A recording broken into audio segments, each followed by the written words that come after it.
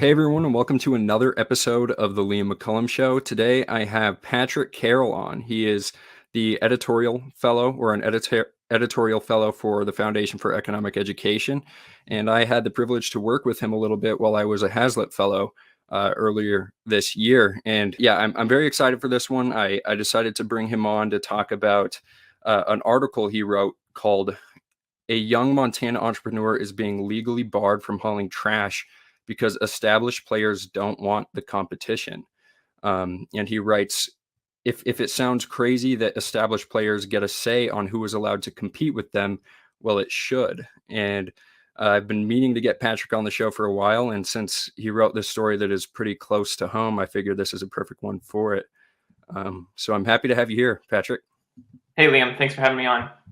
Yeah, so why don't you just go ahead and introduce yourself, give a little background as to who you are.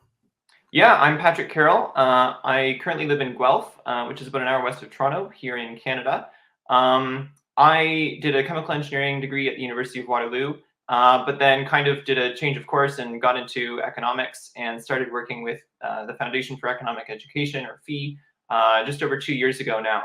And so, yeah, I'm an editorial fellow there.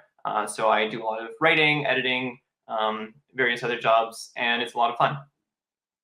Yeah, what originally interested you about economics, and what made you transition from engineering to economics? Yeah, so in early 2018, right as I was finishing up my engineering degree, I started diving into libertarianism. I'd never really looked into it before. I was kind of a typical progressive lefty, but there were a few pieces of legislation in Canada and in Ontario that really rubbed me the wrong way. Stuff on free speech, just really almost authoritarian kinds of policies, and they really forced me to rethink not just my politics but my political philosophy, and kind of like really rethink the principles that are driving the whole system. And so that's when I started really just going down rabbit holes on YouTube. I discovered FEE and the Mises Institute very early on and started reading a lot of their articles.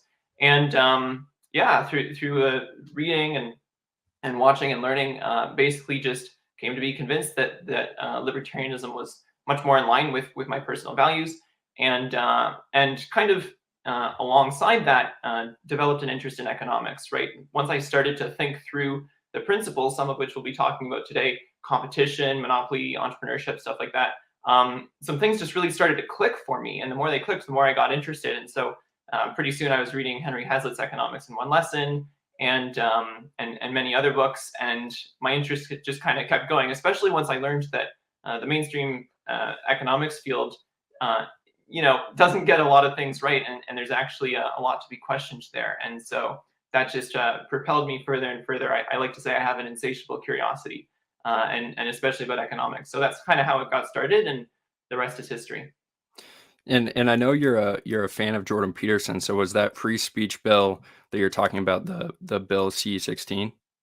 No. So the bill that got me really rethinking things was a bill in 2017, where basically they made it illegal to protest within the vicinity of abortion clinics, to protest abortion. But certainly Bill C-16 and Jordan Peterson was also hugely influential on me. And Peterson was in many ways part of my journey to the libertarian philosophy. And yeah, so I've been consuming Peterson's content for a long time now, and definitely trying to incorporate his message of personal responsibility into my life. Yeah, absolutely. Well, I do want to bring you on maybe in a future episode to talk about Peterson. I just actually bought tickets. He's coming to Montana, so I'll be able to see him in person, which is very exciting. But for today's episode, I did want to talk about your article about the Montana entrepreneur being legally barred from hauling trash because his competitors protested his application for a certificate. Um, why don't we just dive into this article? First, how did you find out about this story? Yeah, so being a writer, I like to find stories from all across the world, and especially the U.S. And but it can be difficult to come up with stories. I've realized a really good tactic for finding good stories is going to some of these nonprofit legal firms like the Institute for Justice, or in this case, the Pacific Legal Foundation, that do pro bono work on behalf of clients, basically advocating for their constitutional rights. And so I was looking through the Pacific Legal Foundation's website and came across this recent case that they had just filed, and said, oh, this would make a really good story. Like, this is something people need to hear about and be aware about. And so that's how I stumbled upon the story. Sweet. Yeah. So who is Parker Noland, and what is his story? Yeah, so Parker Noland is a young entrepreneur in, I think, the northwestern corner of Montana. And at the age of 20, this was back in 2021, he decided he wanted to start a business doing trash hauling. So the model was pretty simple. Basically, he bought a truck and a couple of dumpsters, and he would take the dumpsters, this was the plan, to construction sites, right? They have a bunch of debris. They would fill the dumpsters, and then he would haul the dumpsters to the dump. And this is a pretty straightforward business model. A lot of people do it. It's meeting a need that obviously exists in the community. And so, he went to a bank, he got a loan, he got the various insurance that he needed, he got his business license, and he had everything set. And then right when he was about to start, this was in the late summer of 2021, so last year, he got hit with a cease and desist order from the Montana Public Service Commission. And the reason they gave him that order was because he didn't have a certificate of public convenience and necessity. And basically, this is a special certificate that, because he was a trash hauler, because of the class of license that he needed to be in that business, he fell under this jurisdiction and needed this certificate. And so he was like, okay, I'll go apply for the certificate, right? Like, it's one more piece of paperwork, whatever. Little did he know, this would be the beginning of a long legal battle. So the way the certificate law works is that incumbent businesses, i.e. the big established garbage companies that are operating in Montana, have the right to challenge or protest the application of any newcomers who want a certificate to practice, in this case, trash hauling, in their kind of jurisdiction. And so these two big garbage companies, two of the biggest garbage companies in America, protested his application. And what they're allowed to do under the law is basically swamp him in legal busy work and fees, right? And so they would issue things like data requests. And the whole pretense for this law is, oh, well, you need to prove that there's a need. You need to prove that there's a necessity for your service. We can't just let entrepreneurs compete willy-nilly, right? And so what ended up happening is they swamped him in various requests, and eventually there would have been a formal hearing and stuff like that, to the point where he just couldn't keep up with his legal fees. And so after about 2 months, he said, forget it, this is impossible. And so he withdrew his application. And so to this day, he, as far as I'm aware, is ready and willing to start his trash hauling business as an entrepreneur. But basically, because these incumbent companies don't want the competition, and the government is like giving them an opportunity to swamp him in legal fees, basically he's not allowed to compete. And so it's a very protectionist, anti-competitive kind of policy. And it's a story that I think really needs to be told, that this kind of thing is even happening in America. So often people think, oh, we have a mostly free market. It's like, in a lot of cases, and this is a prime example, we really don't. Yeah, and I am interested to know if you have any more insights into like what the hearing is like what the official process is like, because when I was reading this, that they had the ability to protest, and then his legal expenses started to climb as a result. I'm like, is there actually like a formal process behind this protest? What is the what are the companies essentially doing to Parker that make it too expensive for him to continue? Mm-hmm. Yeah, so it's interesting. The Pacific Legal Foundation noted that in the previous roughly 3 years, there were 8 applications filed for this certificate in the state of Montana. Of those 8, all 8 were protested. 4 were withdrawn because of the protest. 1 was denied. 2 were granted the certificate only after they agreed to reduce the scope of their business, i.e. less competition.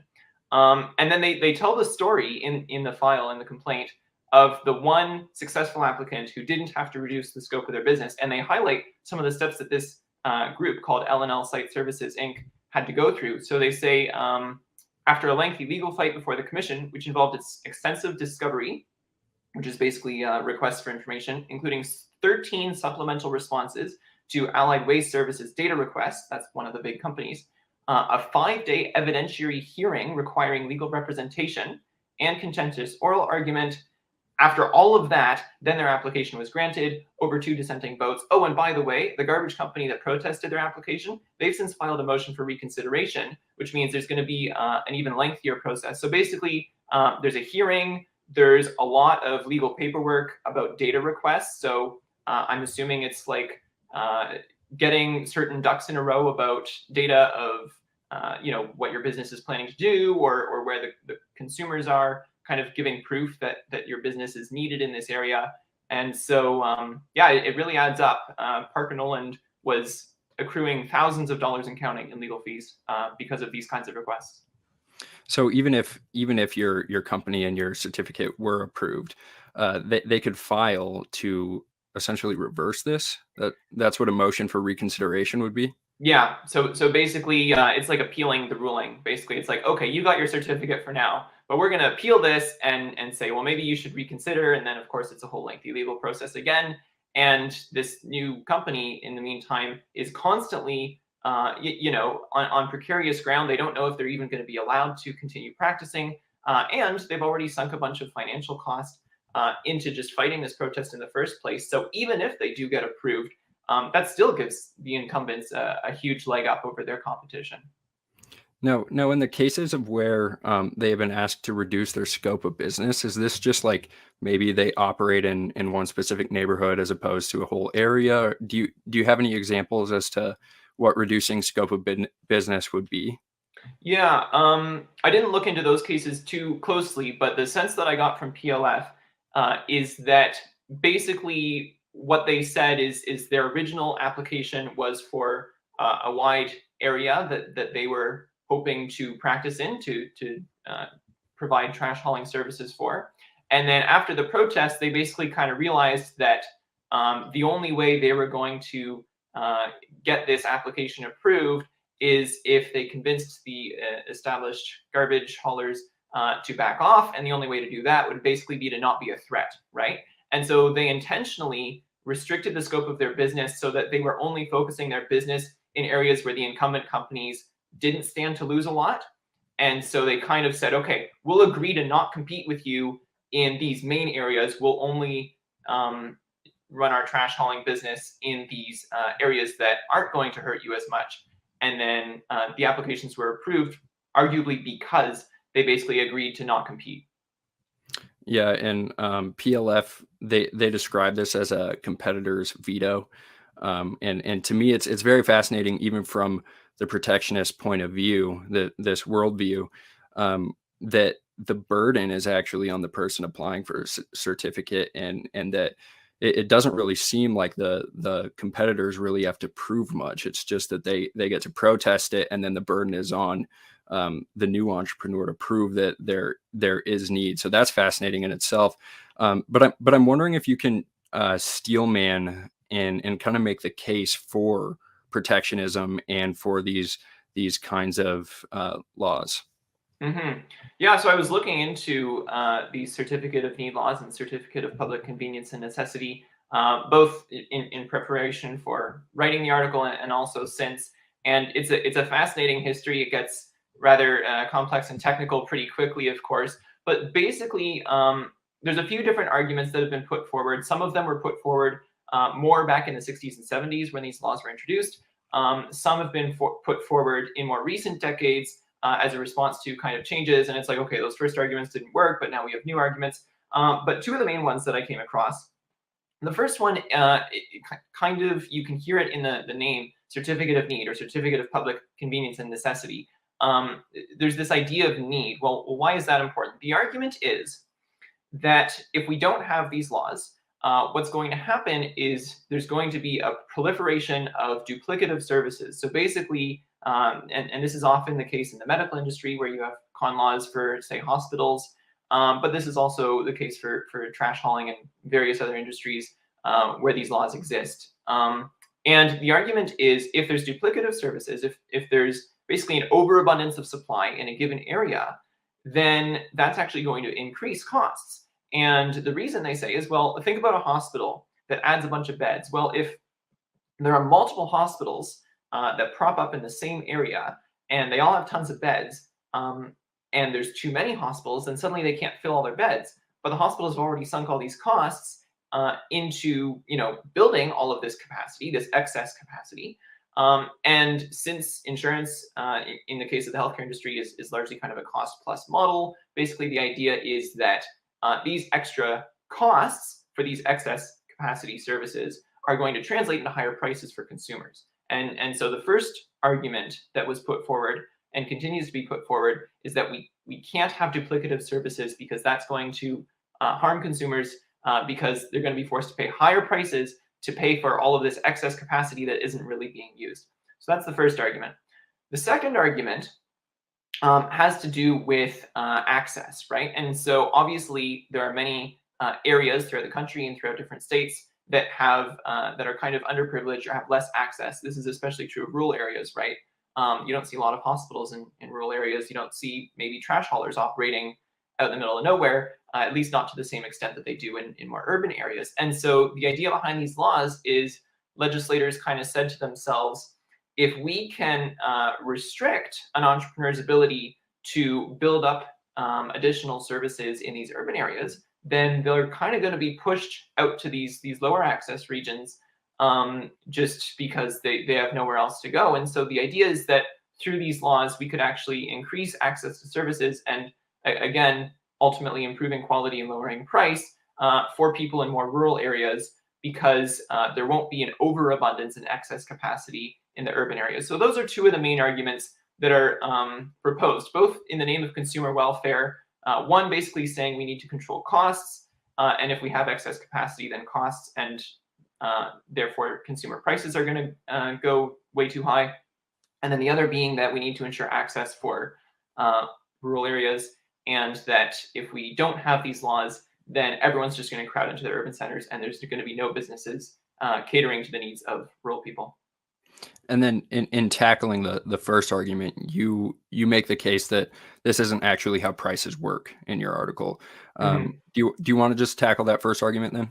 Yeah, for sure. So basically, it's a lot of very shoddy economic reasoning, in my opinion, that's being used to justify these laws. So to the first point, the argument about, oh, well, hospitals in the case of the healthcare industry or trash haulers in the case of this story have sunk all these costs and so they're going to charge higher prices. Well, that's not how prices work. Most people understand prices are set by supply and demand.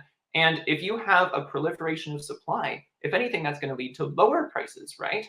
And this is simply because of competition. When you have multiple firms competing in a certain area, and there's lots of supply on the table, well, now consumers have choices, and they can say, well, this person's giving me $30 a night. What can you do to match? And so we see time and again across industries that increasing supply, all else equal, tends to lead to a lowering of prices. And it's not true that businesses can just pass on their costs to the consumer, right? If you built an extra hospital with a bunch of empty beds, it's not the case that you can just say, okay, I'll just hike my prices to cover my costs. Well, who's going to pay those high prices? There's cheaper hospitals down the road, right? And so what is more likely to happen is that you are just going to suffer losses as an entrepreneur for making a miscalculation and for coming into an industry that already had a sufficient supply. And so if you have empty hospital beds, you're not just going to be able to pass that cost on the consumer. You're going to be forced to accept a lower price because consumers aren't going to pay you more. And so this will be a loss for you as the entrepreneur, but a boon to the consumers who now have plenty of choices and thus don't have to worry about being gouged the way they might if there was a restriction of competition. And then to the second argument, you say that to the argument that we should redirect these people towards more rural areas and that we should restrict the market in more urban areas to push them outside of these areas that haven't been saturated yet. You kind of make the case that the whole purpose of being an entrepreneur is to find markets that haven't been saturated yet. So do you want to kind of explain that? Yeah. So kind of 2 points. The first one is exactly that the market already does this, right? If you think about how entrepreneurship works, an entrepreneur looks at the market and asks themselves, what needs are not being filled right now? Obviously, an entrepreneur isn't going to come in and directly compete with a need that's already being filled because probably the incumbent has an advantage in terms of brand awareness, and right. What an entrepreneur tries to do is it tries to say, where's the niche? Where can I fit? What's not being served right now? Because they know that that's what's going to make them the most profits, right? So if it is actually true that a certain urban center is quote unquote saturated, then any entrepreneur who tries to set up shop there is going to incur losses. And more likely, at least the savvy entrepreneurs are going to say, you know what? This market is saturated. The market that's not saturated is this rural market over here. I'm going to go there because that's where the profits are, right? So the market already has a built-in mechanism to reward entrepreneurs that establish businesses in lower access regions, and that punish entrepreneurs for creating a quote unquote excess capacity. So that's the first point to make, is that this is unnecessary because the market already does this, and I would argue does it even better than these laws could do. But not only is it unnecessary, it's actually counterproductive. Take the case of Parker Noland, right? Noland lives in what I understand is a relatively rural area in Montana, and yet he's still being prevented from competing, from setting up shop by these large established firms, right? There was a demonstrated need. Noland had construction companies coming to him saying, look, these big established firms aren't picking up our bins on time in a timely manner. And Noland's truck gave him the ability, because it was a bit smaller, to service certain areas that the large established firms couldn't service, like weren't even servicing at all, right? And so if there is ever a clear case of an entrepreneur serving a lower access region, it's Parker Noland, right? And yet we see that in this very story, con laws, or in this case, the public certificate of public convenience and necessity law, is being wielded by the incumbents to restrict access in these underserved, rural, low access areas, right? So not only is this law unnecessary, but it's actually counterproductive, right? The very law that was theoretically designed to help provide more access to trash hauling services in rural areas that need them, is actually doing the exact opposite. It's restricting the Parker Nolans of the world who are trying to expand this capacity but can't because the incumbent garbage companies won't let them. And so I think it's just fascinating and really telling about the actual impact of these laws when we see these stories of Parker Noland, and I think it just shatters the case that was made about rural access. Yeah, and then to close out your article, you quote from Murray Rothbard in Power and Market on certificates of convenience and necessity. And I was if you have that quote in front of you, do you want to just unpack it and maybe share it with the audience?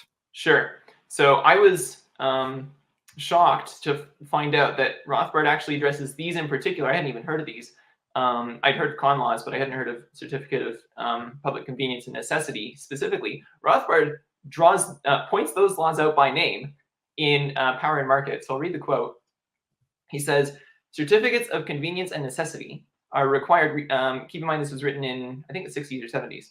Anyways, certificates of convenience and necessity are required of firms and industries such as railroads, airlines, etc., regulated by governmental commissions. These act as licenses, but are generally far more difficult to obtain. This system excludes would-be entrants from a field, granting a monopolistic privilege to the firms remaining. Furthermore, it subjects them to the detailed orders of the commission. Since these orders countermanage those on the free market, they invariably result in imposed inefficiency and injury to the consumers.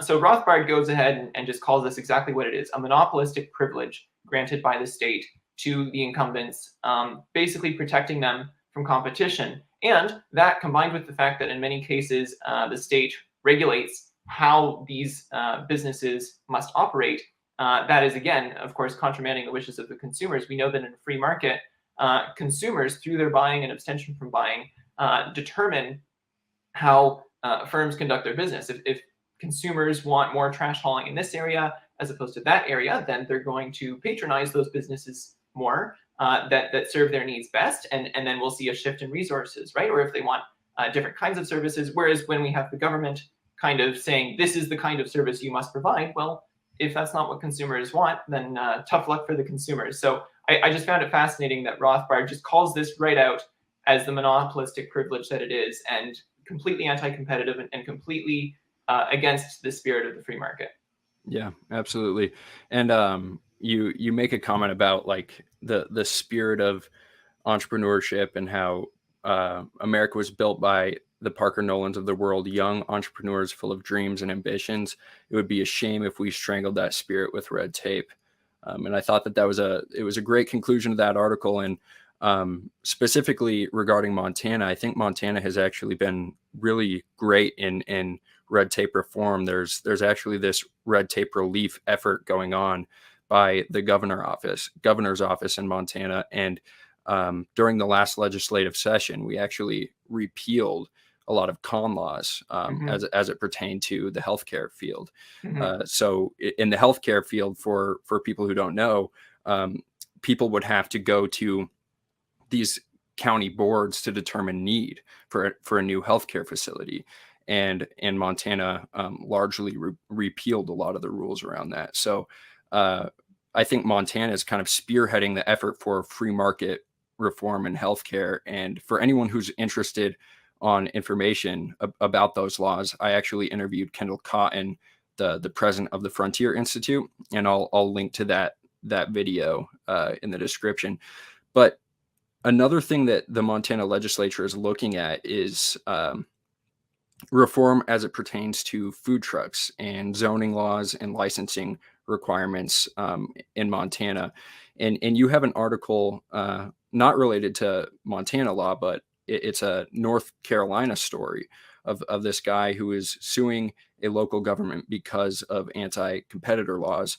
And even though it isn't pertaining to Montana specifically, I think it is very related and can kind of give some insights into that effort going on in this session this upcoming year. So I'm wondering if you can just break down that story and tell the story of those food truck owners. Absolutely. So hopping over to the Institute for Justice, they recently filed a lawsuit against the town of Jacksonville, North Carolina, on behalf of some food truck owners. So Jacksonville, for many years, has been very anti-food truck. Food trucks were practically prohibited all the way up until 2021, just recently. And only in response to public pressure did officials finally say, okay, we'll relax the laws and legalize food trucks in the town. However, the devil's in the details. Though they technically legalized food trucks, if you look at the laws, they placed all sorts of restrictions on where food trucks are allowed to operate, how they can advertise their business, the permitting fees that are involved. And basically, these laws, it looks like, were specifically designed to make it impossible for food trucks to compete with established brick and mortar restaurants. So we have a very similar case of protectionism. Here, the way it worked is the city was under pressure by these brick and mortar restaurants to basically pass these restrictions and say, look, if we're going to legalize food trucks, well, let's do it, but as long as they don't compete with us, right? As long as our business is safe. And so there's rules about the distance that a food truck can be to a brick and mortar restaurant or even to another food truck. There's rules about signage. Food trucks are only allowed one 5x5 foot A-frame sign, and it has to be within 20 feet of the truck, and right? And then the permitting fees, in the name of, quote, fairness, the town said, well, we're going to make the food truck permit fees approximately equivalent to what a brick and mortar restaurant would pay in property tax, right? Of course, this is extremely unfair. A food truck's a very different kind of business, and that's a very high permit fee for a food truck. And the whole point is that that's part of their entrepreneurial competitive edge is that they don't have these kinds of burdens that a brick and mortar restaurant has. Anyways, the long and the short of it is, through these regulations, the town has stacked the deck against food trucks. And so a couple of food truck owners in particular, as well as a business owner who would like to host those food trucks on her property, but is not allowed to host those food trucks on her property because of these laws, they are suing the town for violating I think the North Carolina Constitution, which basically guarantees rights to, not have protectionism happening, even though this is pretty blatantly protectionism. And so that's the story in Jacksonville, North Carolina. Now, I'm sure a lot of the arguments here are the same that apply to the protectionism in the other article, but I'm wondering if you can just steelman the case for these type of protectionist laws too. Absolutely. So in this case, it's hard. It's a guessing game, right? About the motivation for these laws. It's always like, okay, like, is this a consumer welfare thing? Is this just cronyism, because in a lot of cases it's just cronyism, right? Where someone has a friend in the city council or whatever, and it's like, oh, well, I'm going to be nice to my friend by passing laws that help his business. Obviously, I don't want to assume bad motives. As you said, steel manning is a really great approach, right? It's like, okay, even if it's true that cronyism is what's going on here, like, let's steel man the case. Let's say, assume the best of intentions. What could they be doing? And the approach I take in the article is to say, I think their intentions here are actually protecting established businesses, but that there's a charitable interpretation that maybe they're genuinely concerned for the well-being of these brick and mortar restaurant business owners, the workers at those restaurants, maybe the customers at those restaurants, because it's true that if you let food trucks compete willy-nilly, there will be competition, and it's possible these brick and mortar restaurants could actually go out of business. And so I think the Steelman case is that these city councilors are like, yes, this is protectionism, but this protectionism is needed to preserve our city. What do we want? Just to let these businesses go under? Do we want to just have a bunch of empty stores? Wouldn't that be really bad for the local economy? Certainly, it would be bad for the business owners and the workers at those brick and mortar restaurants. I don't think anyone argues that. And so I think the Steelman case is, what about the losers here? Like, shouldn't we be concerned about their welfare?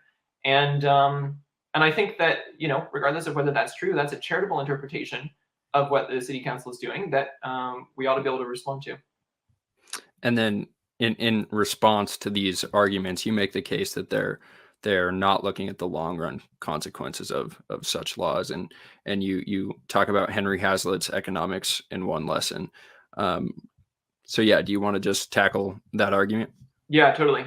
So when I first read economics in one lesson about 4 years ago, one of the lines that really stood out to me was the line that I use in the article here. And he was talking about this idea of creative destruction. And the idea of creative destruction is that businesses dying can actually kind of be good for an economy, because that frees up labor and capital that can then be used by an entrepreneur in a different industry to do something different and better, right? And so he has this great quote. He says, paradoxical as it may seem to some, it is just as necessary to the health of a dynamic economy that dying industries be allowed to die as that growing industries be allowed to grow. The first process is essential to the second. So Hazlitt's whole book, of course, is about looking at long run and secondary consequences. And he talks about how a lot of economic fallacies come from the fact that we don't look at those secondary consequences. So in this case, the short run is we want to protect these established firms. But the question I ask in the article is, what are the long run consequences? Well, in a lot of cases, the long run consequence is you protect a business that, though it was once probably a great business, is slowly, kind of decaying and not really serving consumers as well as it once did, right? And so it's using up capital, right? There's a building, there's maybe vehicles, there's labor that's all being tied into this line of production that maybe isn't as useful as it once was. And if the business is taking losses, then that's an indication that the business is essentially destroying economic value. It's destroying resources, right? It's consuming, say, $100,000 in resources to conduct its business, but then it's producing $80,000 in revenue. Well, that's not serving consumers. And so the problem is, if you protect a bunch of businesses like this in perpetuity, then you get a very stagnating economy. And the alternative, which is what Hazlitt's kind of pointing to, is we let these businesses fail. Yes, that's painful in the short run, but then the resources are liquidated, right? They're sold at a very low price to an entrepreneur. That entrepreneur comes in and he creates something new, something fresh, something that better serves the needs of consumers, right? Suddenly, there's new life in the town. There's new opportunities. There's growth. Maybe it won't be a restaurant industry. Maybe it'll be an entertainment industry. Maybe it'll be business. Whatever serves the needs of the town the best. But the point is, this kind of cycle, right?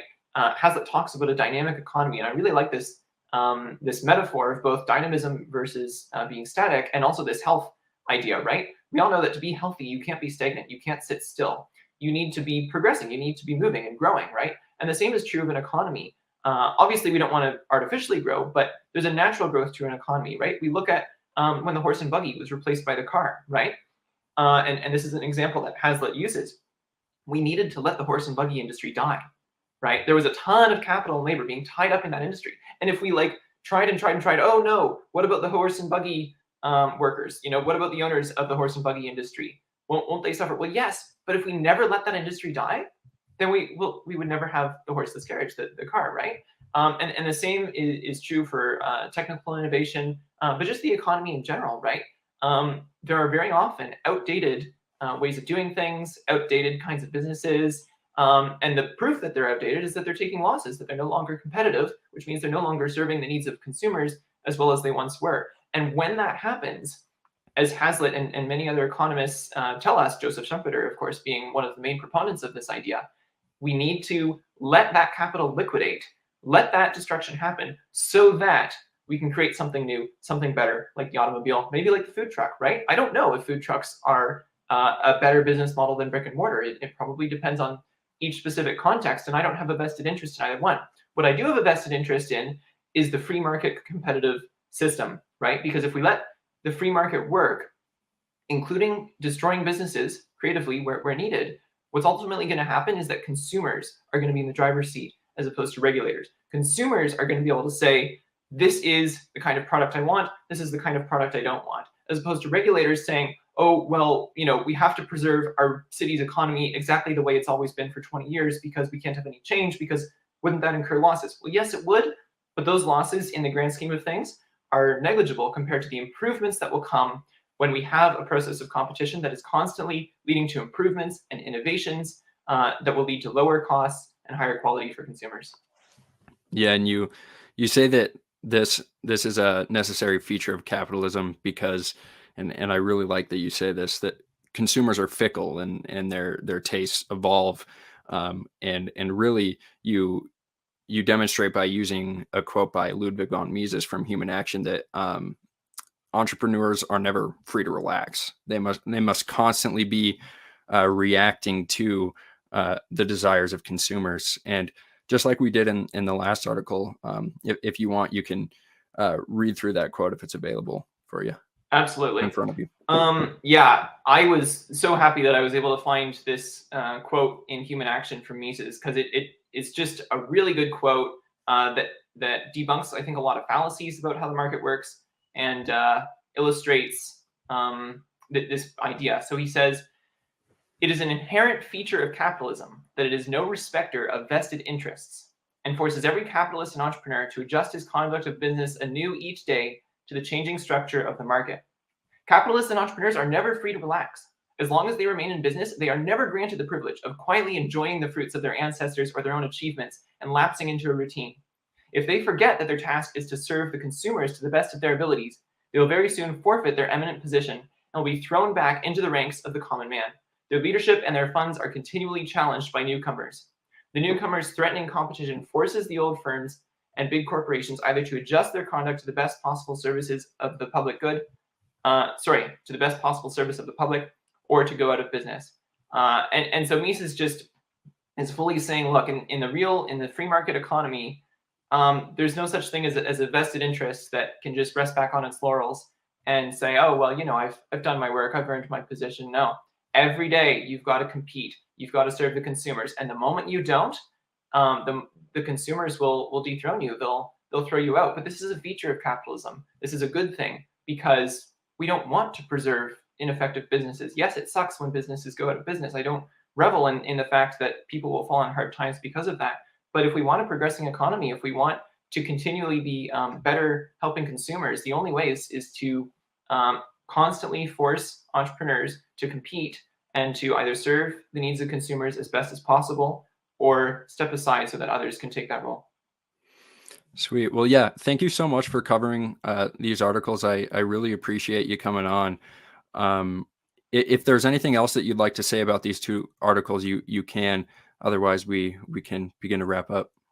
Yeah, just one last thing. I think it's easy to get focused on these individual stories, but I think there's a bigger takeaway here. And the bigger takeaway is it's so tempting to think that the government can fix the economy, that the government can help the economy, that with just the right regulations and just the right rules and in such and such an area that the government can kind of create prosperity.